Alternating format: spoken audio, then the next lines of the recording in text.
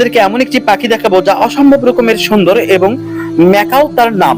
Macaw পাখিটি একটি রঙিন বড় ধরনের পাখি বা বড় ধরনের টিয়া পাখিও বলা যায়।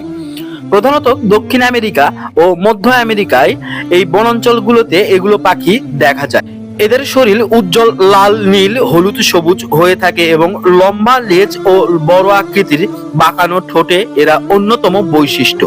ঠোঁটটি খুবই শক্তিশালী, যা দিয়ে তারা বাদাম ভাঙতে পারে। আকারে সাধারণত 30 থেকে 40 ইঞ্চি লম্বা হয়, ওজনে প্রায় 1 থেকে 2 কেজি পর্যন্ত ওজন।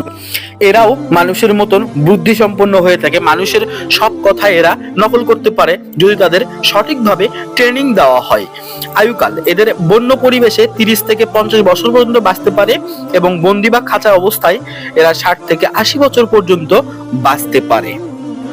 ফল, বাদাম ও বিভিন্ন শস্য বীজ খেয়ে এরা বেঁচে থাকে।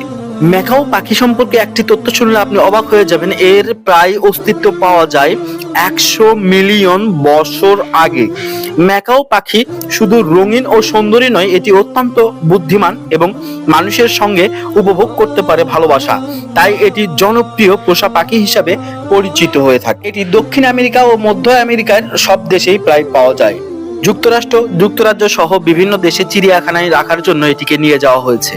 এগুলো সাধারণত বন্ধুসুলভ এবং নিরীহ পাখি, তবে কিছু কিছু সময় এরা হিংস্র হতে পারে। যেমন ভয় পেলে বা নিজের উপর হুমকি মনে করলে তখন এরা এমন হিংস্র হয়ে যায় যে একই কামড়ে আপনার নখ পর্যন্ত কেটে নিতে পারে। তাই এদের সঠিক প্রশিক্ষণ দিতে হবে। সঠিক প্রশিক্ষণ না থাকলে এগুলো পাখি থেকে অবশ্যই সাবধান থাকতে হবে। ম্যাকাও পাখি সাধারণত নিরীহ ও সামাজিক বুদ্ধিমান প্রাণী, তবে যদি ভয় পায়, অবহেলিত হয় এবং হুমকির মুখে পড়ে এরা আক্রমণাত্মক আচরণ শুরু করে।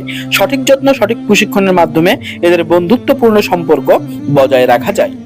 এমন সুন্দর সুন্দর ভিডিও ও অজানা তথ্য পেতে আমাদের চ্যানেলটি সাবস্ক্রাইব করবেন এবং শেয়ার করবেন।